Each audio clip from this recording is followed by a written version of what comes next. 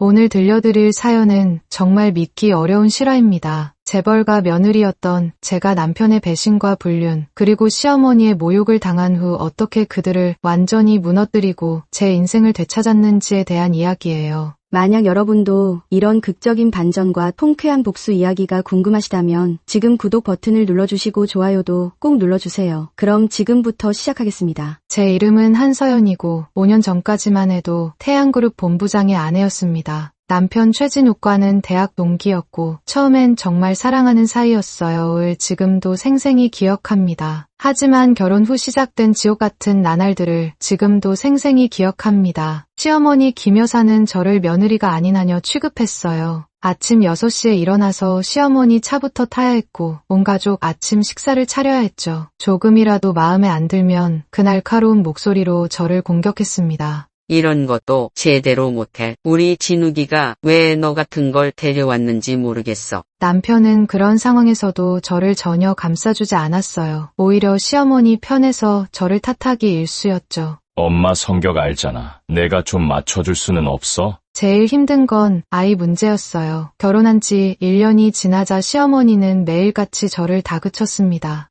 아이는 언제 낳을 거야? 우리 집안 대를 이어야 하는데. 병원에서 아무 이상이 없다고 했는데도 시어머니는 제 탓으로만 몰아갔어요. 온갖 민간요법을 강요하고 심지어 굿까지 해야 한다며 저를 끌고 다녔죠. 그럴 때마다 저는 마치 불량품 취급받는 기분이었습니다. 더 견디기 힘든 건 사회적 모임에서였어요. 다른 재벌가 부인들 앞에서 시어머니는 저를 공개적으로 무시했거든요. 우리 며느리는 아직 어려서 이런 자리가 어색하나 봐요. 집에서 살림이나 제대로 배워야겠어요. 저는 대학 때 수석 졸업하고 투자회사에서 일했던 사람인데 마치 아무것도 모르는 바보 취급을 받았죠. 그럴 때마다 다른 부인들이 저를 동정 섞인 눈으로 바라보는 게 느껴졌어요. 5년 차에 접어들면서 저는 거의 우울증 직전까지 갔어요. 세상에서 완전히 고립된 느낌이었어요. 매일 아침 일어나는 것조차 버거웠고 거울을 보면 초라하고 비참한 제 모습에 눈물이 났습니다. 친구들과도 점점 연락이 끊어졌고 세상에서 완전히 고립된 느낌이었어요. 그런 상황에서 맞은 결혼 5주년이었습니다. 저는 마지막으로 한 번만 더 노력해보자는 마음으로 특별한 저녁을 준비했어요. 우리가 신혼여행 때 먹었던 파스타, 남편의 승진을 축하하며 함께 나누었던 스테이크까지 모든 요리에 추억을 담아 정성스럽게 준비했습니다. 촛불까지 켜놓고 남편이 오기를 기다렸는데 문이 열리면서 들어온 건 남편 혼자가 아니었어요. 시어머니 김 여사와 함께 그리고 젊은 여자 한 명이 더 들어왔습니다. 그 여자는 눈물을 뚝뚝 흘리며 저를 보더니 이렇게 말했어요. 언니, 정말 죄송해요. 저도 이렇게 되고 싶지 않았는데 진짜 미안해요. 그 순간 오수진의 눈에서 진짜 눈물이 흐르고 있었어요. 마치 정말로 죄책감에 사로잡힌 것처럼 보였죠. 순간 무슨 말인지 이해가 안 됐는데 김 여사가 차갑게 말하더군요. 서현아, 이 아이가 진욱이의 아이를 임신했어. 이제 너는 여기서 나가야겠다.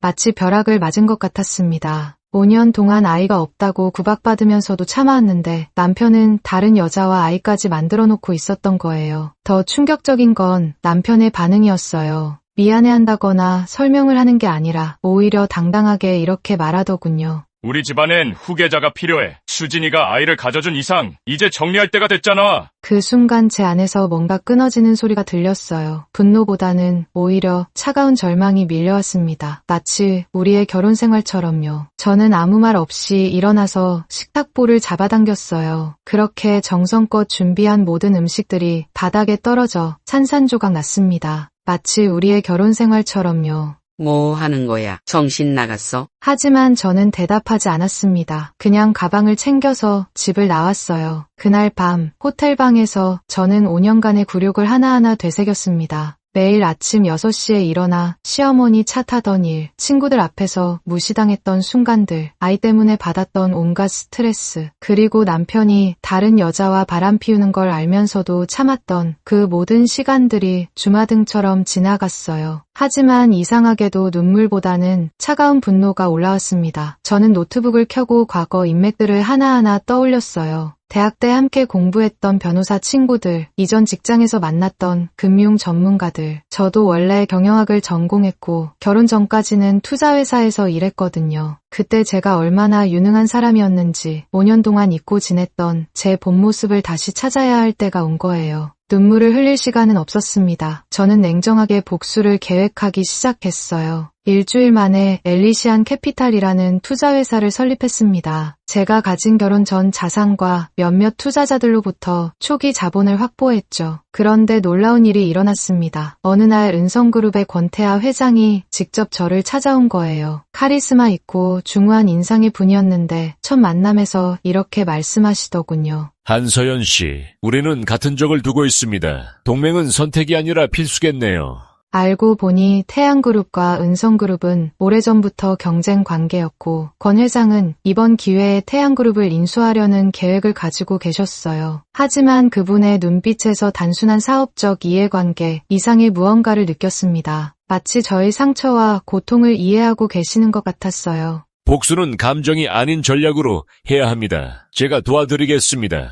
그렇게 저희는 팀을 이뤘고 본격적인 작전을 시작했어요. 그런데 며칠 후 오수진이 저에게 전화를 걸어왔습니다. 언니, 안녕하세요. 저 정말 죄송해요. 목소리가 떨리고 있었어요. 마치 정말로 미안해하는 것처럼요. 처음엔 진짜 사과하는 줄 알았죠. 언니, 우리가 꼭 이렇게 원수처럼 지내야 할까요? 저도 정말 힘들어요. 그런데 뭔가 이상했어요. 사과하는 것 같으면서도 어딘가 계산적인 느낌이 들었거든요. 더 가관인 건 며칠 후에 또 연락이 왔다는 거였어요. 언니, 위자료 문제 때문에 전화드렸어요. 너무 많이 요구하시면 저희도 새 출발해야 하는데 부담이 될 것 같아서요. 남의 가정을 파괴해놓고는 오히려 제가 방해가 된다는 식으로 말하는 거였죠. 그런데 진짜 충격적인 건 나중에 알게 된 사실이었어요. 복수를 준비하면서 오수진에 대해 조사를 해보니 이 여자의 진짜 모습이 드러나기 시작했거든요. 알고 보니 오수진은 여러 기혼 남성들과 관계를 맺어왔다는 사실이 밝혀졌어요. 첫 번째는 대기업 임원이었던 박모 씨. 오수진은 그 사람의 아내에게 임신했다고 거짓말을 해서 돈을 받아냈어요. 임신하지도 않았는데 말이죠. 두 번째는 의사였던 이모 씨. 이분은 실제로 오수진과 아이까지 가졌는데 오수진이 아이를 낙태하고는 그 사실을 부인에게 폭로해서 가정을 파괴시켰어요. 그리고 그 과정에서 위로금 명목으로 큰 돈을 받았죠. 세 번째가 바로 제 남편이었던 거예요. 오수진은 패턴이 있었습니다. 먼저 불륜 관계를 시작하고 임신을 하거나 임신했다고 거짓말을 한 다음 그 사실을 무기로 남자와 그 가족을 조종하는 거였죠. 저는 이 모든 증거를 수집한 후 오수진과 마지막으로 만났어요. 카페에서 만났을 때 오수진은 여전히 임신부 특유의 부드러운 모습을 연출하고 있었어요. 언니, 정말 고생 많으셨어요. 저도 이런 상황이 만들어져서 너무 죄송해요. 하지만 제가 조사한 자료를 테이블 위에 올려놓자 오수진의 표정이 순식간에 바뀌었습니다. 이런 걸 어디서 구했어요? 더 이상 떨리는 목소리가 아니었어요. 차갑고 날카로운 목소리였죠. 그제서야 오수진이 본색을 드러냈습니다. 솔직히 말할게요. 저는 처음부터 당신을 없애려고 계획했어요. 당신 같은 무능한 여자가 재벌가 며느리 자리에 앉아 있는 게 보기 싫었거든요. 정말 소름이 돋았어요. 이 여자는 사이코패스였던 거예요. 5년 동안 제가 받았던 모든 고통 뒤에는 이 여자의 치밀한 계획이 있었던 거죠. 그날 이후 본격적인 복수가 시작됐습니다. 저는 태양그룹의 숨통을 조이는 작업을 시작했어요. 권태하 회장과 함께 태양그룹의 핵심 협력업체들을 하나씩 인수하기 시작했습니다. 먼저 삼화정밀을 인수했어요. 이 회사는 태양전자의 독점 반도체 부품을 공급하는 곳이었거든요. 회사였어요. 다음으로는 코메드물류였습니다. 태양그룹 전체 계열사의 물류를 담당하는 핵심 업체였어요. 마지막으로 선진전자기판까지 인수했죠. 차세대 스마트폰의 핵심 회로를 만드는 회사였어요. 몇 주 만에 태양그룹의 생산 라인이 완전히 멈춰섰습니다. 몇 주 만부품 공급이 중단되고 물류망이 마비되면서 전체 계열사가 마비 상태에 빠진 거예요. 언론에서는 전 남편을 무능한 경영자라고 조롱하기 시작했습니다. 태양그룹의 마지막 희망은 유전자 편집 기술을 가진 바이오 기업 진넥스였어요. 회의장에서 남편은 저를 손가락질하며 조롱했습니다. 저 여자는 내 전처입니다. 감정으로 회사를 무너뜨리려는 겁니다.